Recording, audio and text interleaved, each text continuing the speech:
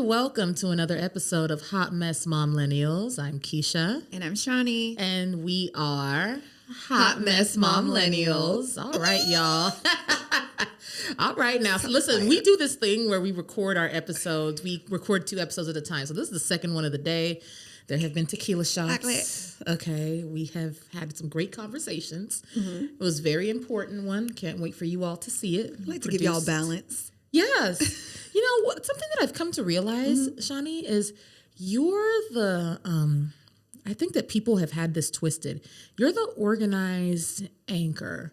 And I feel like I'm the storyteller that lets us kind of freestyle, and, you know, and I really appreciate that we have that balance. Yeah, just have like boundaries that, hey, this is where we're going to be in. Yes. A little, what's that thing that wrestlers? Arena. A ring, yeah. A ring, yeah. I was about to say a pig pan. But What? that's not what that is at all. No one's ever called it that. I don't know what's wrong. Anyway. All right, well, lead us in, Keisha. I'm leading us in. So I have decided to take a page from Shawnee's book and be more organized, okay? Ooh. So I have written out my notes, and I am just going to be as organized as possible. We'll see how long this lasts. But anyway, all right now, I wrote out a lot of things. I wrote out a monologue and everything. So this episode is going to feel just a little different, okay? All right. Because lately I've been thinking about how exhausted I have been, and I truly mean this, how exhausted I've been from pretending not to care about things, and how exhausting it just feels to constantly be on TikTok and social media and talking to friends, and people always trying to do this nonchalant thing where we I don't like that. I hate it. I cannot. You know, just move in silence. Now, I do believe in moving in silence when it comes to your money moves. And yeah, but everybody, like, it's just like, where do the relationships, where does the fire come in, right? Yeah. Where do we get honest and vulnerable? So, I mean, do you feel that too? Like, when did nonchalance become like the new cool? I think it's always been a thing. Yeah. If I look back in dating, I remember in middle school, I really liked this one guy, but he liked me too, and for some reason he wasn't able to express it, but he would talk to me in the shadows like, no, be chalant about it. Yeah. And not only in that area, but also I guess I'm just confrontational in all aspects of my life, so I cannot be nonchalant. I just want to remind you all that Shawnee and I are both Leos. Like, I'm talking about Leo I'm sun. in August. She an August Leo, I'm a July Leo, but she is like, we're both, I don't know if you know your charts. And a double fire. Yes, like you're a triple. No. I'm Leo, Sag, and then there's something else, but double fire. No, you are a Leo sun and you're a Leo rising. Oh, yeah. And then you're a Sagittarius moon. And so I'm a Leo sun and Leo rising as well, but I'm a Capricorn moon. So, like, we have had many experiences together where I've been like, this is such a tangent. Girl, you crazy. Where I've been like, you're crazy really is healing to me because my Capricorn moon is always trying to regulate, like, find like a safe place to feel like I can just sit here and I can be safe. And her Sagittarius moon. Set it on fire. Yes, at all times. And I'm like, you know what? Let it burn. Feel comfortable in this fire. But I wanted to share real quick something that really, 2 experiences that really inspired me to really talk about this. So when I was younger, like I'm talking about 18, I'm not going to talk too much about my childhood, but I really want to do an episode where we talk about like our origin, just because I live for an origin story. Okay. But anyway, there was this guy that I went to high school with. I'll say his name fully. His name was Chris Brown. Ain't that some shit? And he was white. The picture popped in my mind. And I was thinking about Virginia Chris Brown first. Not neck tattoo Chris Brown, Ooh. Not Rihanna Chris Brown, not that one, not all these kids out of nowhere Chris Brown. Though I won't say too much because Chris Brown watches this podcast and I don't want him to get attitude. We love you, boo. Okay, we love Breezy, but this ain't the Breezy. You know, Chris Brown. He was a white dude, very very. Like, we were very, very cool as friends. I remember, like, we met and it was like two different worlds. I was like a black girl, you know, in a very white school. Okay. But so I had my little Not Romeo and Juliet. It was like Romeo and Juliet. Hot sex. Hey, I was like, I don't know if she know the song. Come on, the 90s. But I remember, like, he lived in my neighborhood and he was new. And I didn't have a car. I was like 15 or something. So I couldn't like go out to see all my friends lived in one neighborhood. And I was the only one that wasn't nowhere to be found. Well, not all of them, so, you know, but most of them. So like I ended up like getting close to him. And I remember like we had all of these experiences together. Like I think I was there in the other room when he like lost his virginity to like one of my friends. And he would like date my friends in the neighborhood.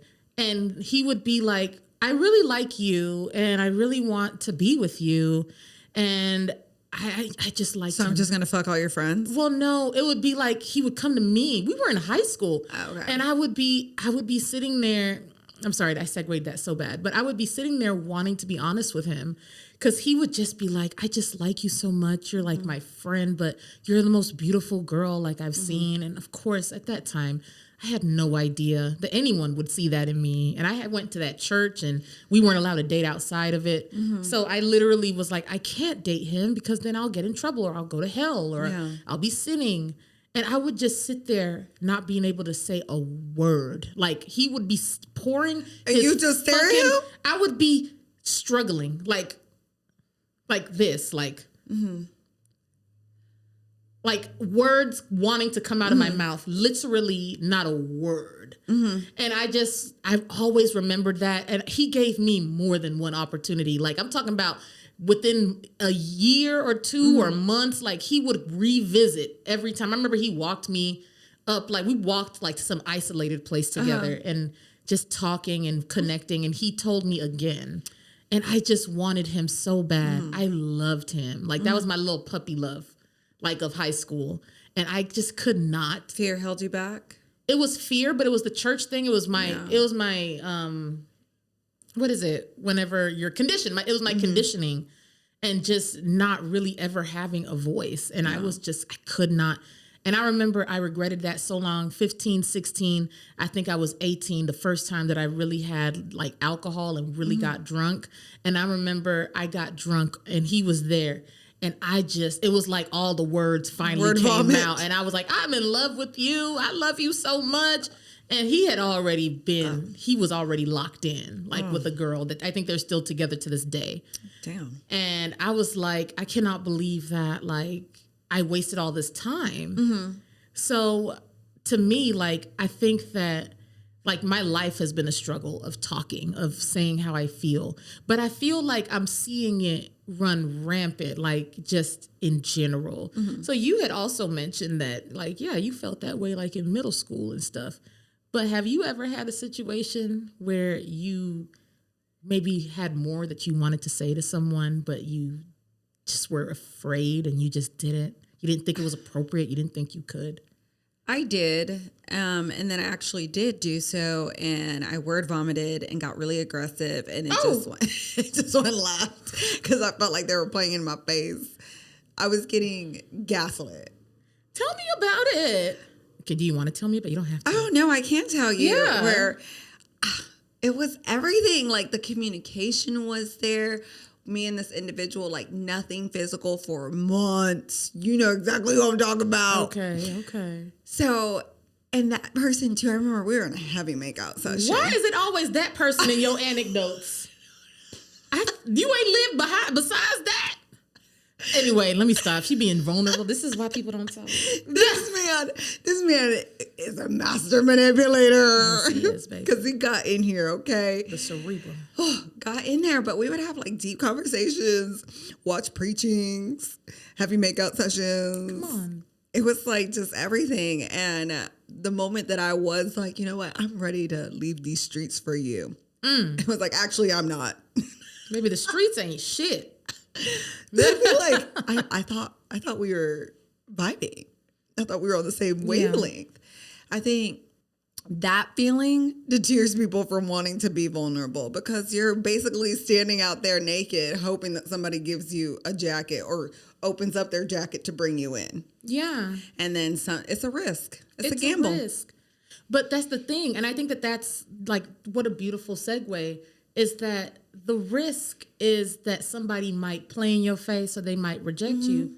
But the bigger risk is that you're sitting there on a bunch of feelings and unsaid things. And I really do feel like that shit make people sick. It does. Like, I really feel like any type of feeling. That's why Tia Camp looked great. Who's that? Tia Camp. Tia Camp is Rick Ross' baby mama. I gotta look her up. She be like, hey, like what? You don't know who Tia Camp is? Young T. No. How do you spell it? Tia like Tia like auntie. Yeah, Tia Camp. Kemp. Okay, here she is. She be going in on Rick Ross. I remember at some point they were like, "Do you That's have his baby mama?" Yes, that's a grown woman. Like he a grown man. She look good. That's why she look good. Now you got homework. Now you got to go watch Tia Camp stuff. Yeah, because she be reading people. I'm going to show this to my mom because she doesn't like me reading people. I'm like, I can't keep that in here. You can't. I got to read people for filth. There are people in their 50s that look like boiled soup. I'm talking about melted mashed potatoes. Okay? And I don't want to look that way. Right. So you got to let it out. I do. Okay. I do. But like, I think that another thing that I've noticed about this is, and I know that your bowels be messed up. Yeah, you be sick. You be feeling that gut feeling in your stomach. And then now you start being all avoidant because you're scared. Girl, what kind of life is that? You're not one I want to live. Not at all. But honestly, like just to bring it back to seriousness, like I think that I dealt with a lot of fear because of my upbringing and communicating those vulnerable feelings. And I think that it truly did aid. There are things, there are a few things that have aided in, there were times where I abused alcohol so much. And I know I did. Yeah. And I think it was because I knew that when I had alcohol in my system, I would finally be able to say what I wanted to say because I just felt so limited. But I will also say outside of me, I noticed that there's a lot of tactics always being used in dating. Yeah. When are we going to just be normal people? Like, when are we just going to talk to people that we want to talk to, be kind to them, tell them that we think they're pretty, we think they're nice, we think that they're cool. I spent a lot of time, because I'm a psych major, so like I really like if I read books, it's going to be something psychological. And I remember like I would read about, narcissism, but also like the psychology of attraction and things like that. And I always found it so intriguing. And I'm like, that's what everybody's doing. So people are spending so much time in conversation trying to create attraction that they're forgetting to actually connect and really be themselves. Yeah. And I just think that like, it's just going to make you sick. It does. The best advice, and it doesn't even pertain to dating. I remember when I was younger and I would have the fear of asking my parents for something. My dad was like, you already know what's the worst response that I can give you. No to what you want. And I have applied that to mostly anything that I've been scared of doing, that be business-wise, at work, relationship. I know what the worst is, so I can brace myself for that. Right. Okay, and move forward with that. That has been a way for me not to just be in my head so much. I think that's really what it is that we do. We're just stuck in here and thinking, already having a response for the other person. But the worst thing is that people try to make it wisdom to not talk. Oh yeah, girl, you gotta just keep it close to the chest and don't tell these niggas nothing. Like listen. I'm gonna tell them what their moms didn't tell them. Tell them what their moms didn't tell them, but tell them the truth about how you feel. Because at the end of the day, only an unhealed person is gonna sit there and have some sort of problem. Yeah, with you being I'm human, honest. And it's not even about them. That's what I'm saying. Is like you speak for you. You get to honor yourself by being honest. I don't like that there's so much rhetoric online because you know that these people spread like their dumbass rhetoric on TikTok and people act like it's science. Like, who's that guy? Cameron? You know who I'm talking about? The basketball or Cam Newton? Yeah. Oh yeah. With his ball, he ain't bald headed. Let me stop. Oh, his fake wokeness. Yeah. I can't. Yeah. I can't. No. He is the best manipulator, word player ever. See, I think Nick Cannon is the best because like whenever it's about to, like the jig is about to be up, he incorporates humor. And then it's like, oh, okay. He actually like confessed to being a narcissist. Like he's a diagnosed narcissist. Nick Cannon? Yes. Well, he got like 11 baby mamas. I've heard that it's because he wants to harvest basically. That is crazy. I Harvest don't know. what? Like, because he has lupus. And I know that end game for lupus is sometimes like he your wants organs his may babies fail. Cells? Yeah, and stuff? cells, organs, something like that. Girl, first of all, I don't know the facts, but that's what I've heard. I've heard a crazy. theory on that. Watch your uterus. Okay, please do. But I just like, I think that we hold things in too much because now we're being taught that it's like mature to do that. To hold everything in and to keep it player. I also think of a saying in Spanish, calladita te ves más bonita. Quiet, you look prettier, quieter. Yes, and what rhetoric is that? I don't know. I'd rather look ugly. That's some man shit. A man probably made that He saying. definitely made that up, and some sad woman was like, I'm just going to teach the girls that so that they don't ever feel the way I felt. I'm okay with being ugly. Okay. Because I'm going to tell you every time I can how I feel. And I love that. That's why you inspire me so much, girl. You just be doing stuff that I'm like, girl. Because what's the worst that's going to happen? I got a bomb-ass therapist now. I can basically take over the world. Between my therapist and Jesus, I could take over the world. My bad. Oh, yeah. Like I said, Shawnee's the organized one. I'm the storyteller. I'm a telling of the story. So I am in a wonderful, I'm building with a really cool, beautiful black man.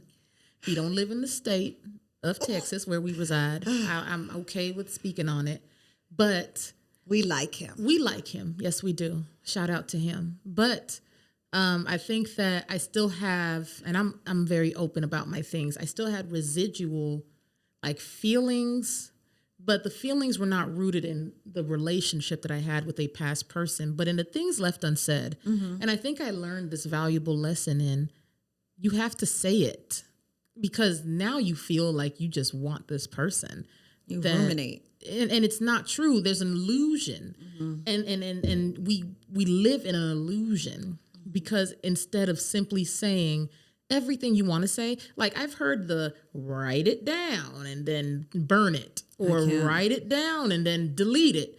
Listen, I'm sorry. No. Okay. But also, yes, if that's something that truly will make you say, I'm done with it, do it. That's not me. I need you to feel me and I need you to hear me. Yeah. But I need to know that I did it and that I wasn't afraid of the outcome. Exactly. I ended up sending a very long, like, closure text that I won't read to this past person that I had dealt with. Mind you, I really, really liked this person at a time. And I think that they were a stepping stone to greater things for me that actually wanted me. And I felt this sense of bliss because I loved everything that I said. Yeah. And I was like, you stood up for yourself. I stood up for myself, but I also saw the love and the beauty that comes from outside of me that I can express to another person. Yeah. Regardless of the outcome. Like, this is me. This is not for you. This is not about you primarily. You are not the anchor or the center. This is who I am. And this is what you rejected. It sucks to be you. It just can't be me. It can't. Yeah. Look at how beautiful I am. And I'm talking about like the words that I said, the capability that I have to love. I've always struggled with that. Like, just give your love freely. I always want to do that, but I've always been afraid. Seeing the things that I can observe about a person and love about them and appreciate. And I never belittled this man. I never called him out of his name. I called him nigga once, but He acting like it?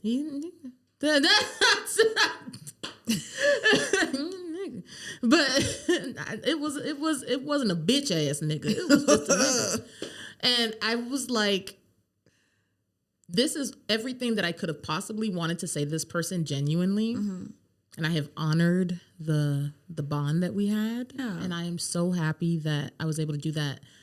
And I don't know. I just feel like we shouldn't be afraid of that. That's not toxic. That's not bad. It's not. That's not It's bad. real. You got to. Mm-hmm.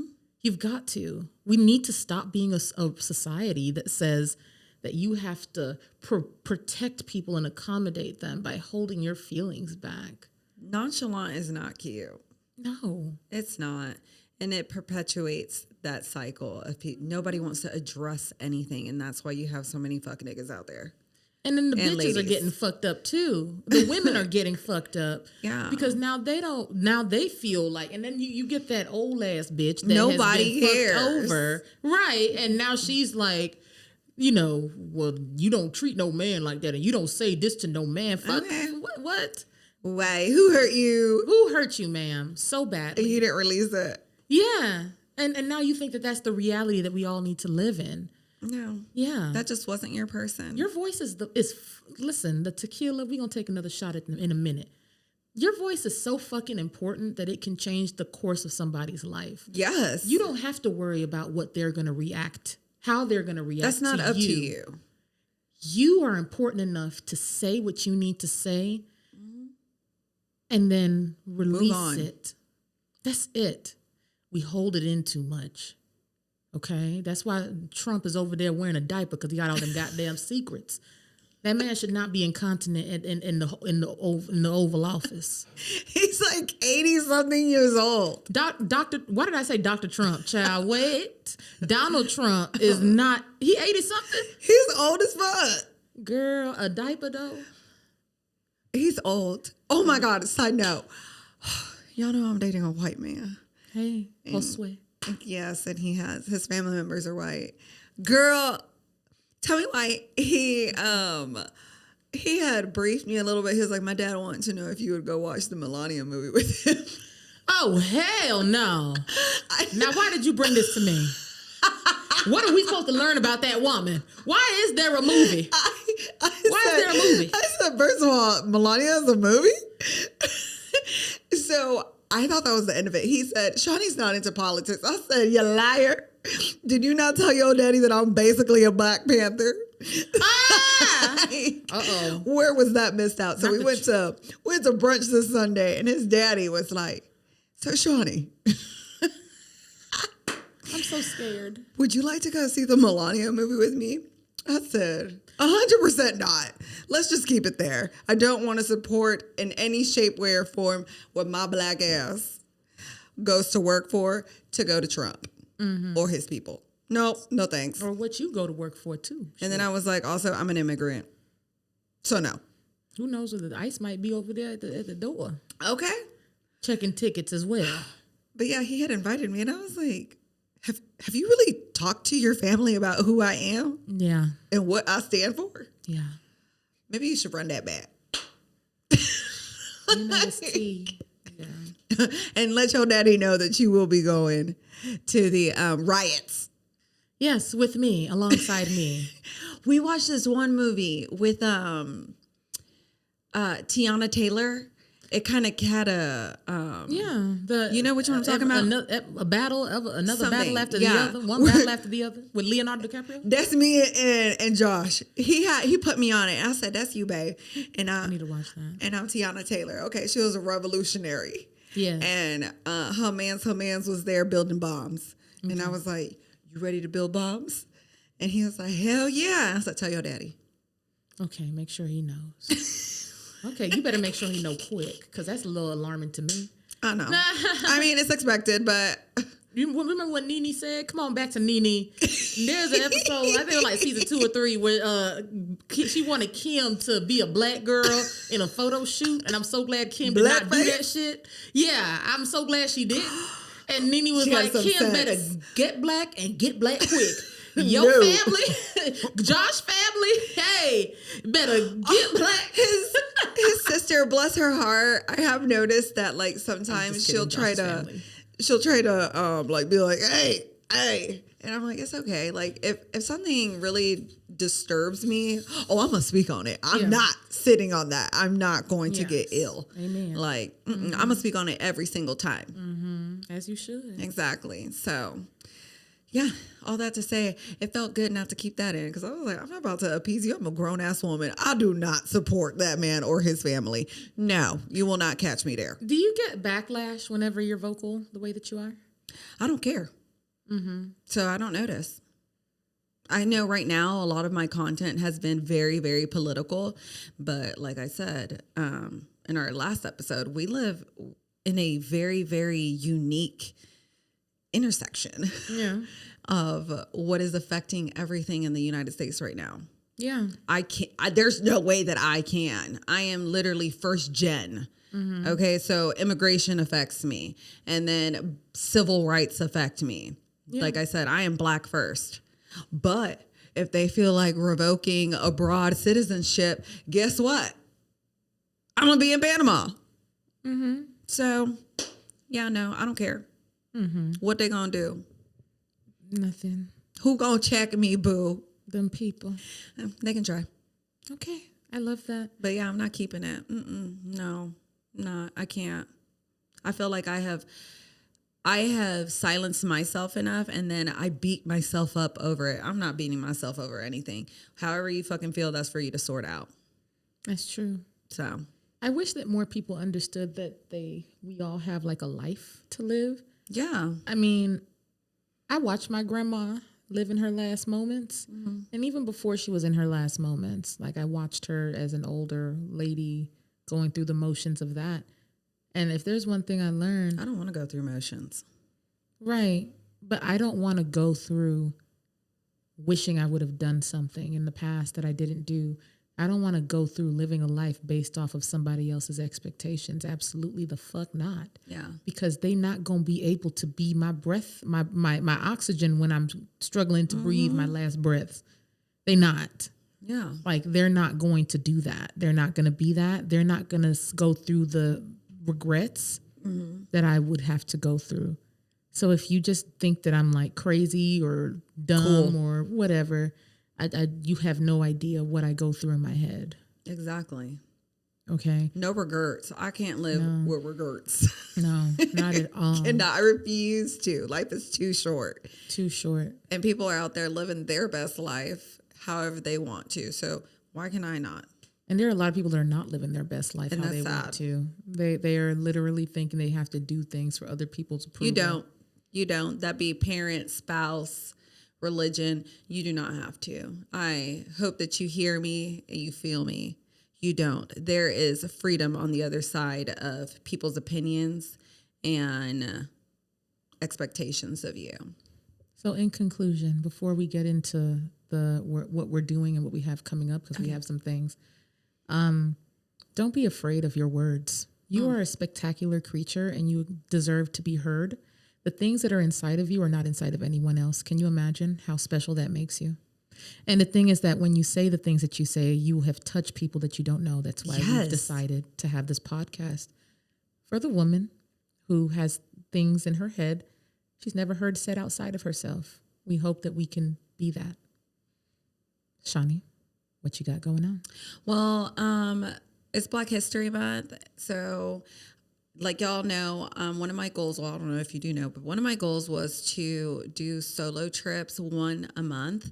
I'm going to Panama. I haven't been there. One a month is crazy as hell. I know, but I'm doing it. Josh is so mad. He's like, why can't I go on the solo trips? Do you not know the definition of solo?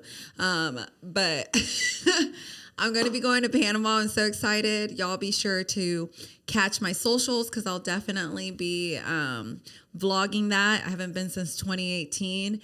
I'm excited to just go live, laugh, love, and embrace the culture. So yeah, check that out. Oh, also the Daily Collective will have some other events coming down the pipeline. So stay tuned. What am I doing? Besides trying to get my life together after a toddler was at my house for a full week, I am actually launching my first event of the year.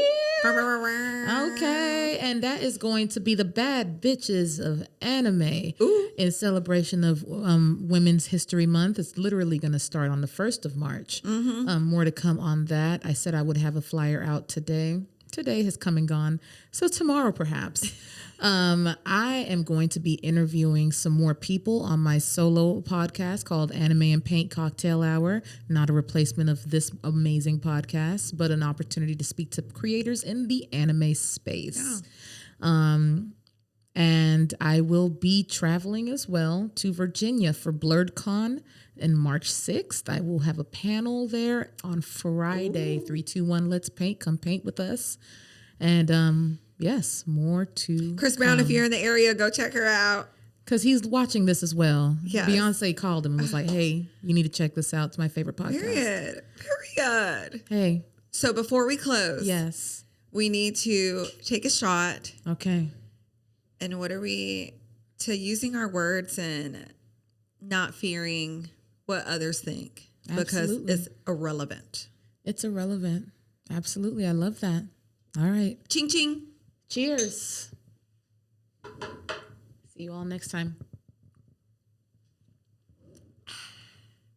Oof. Tune in. You be drinking like somebody damn daddy. I be having people's daddies. That was an old me though. Okay, that's your old way.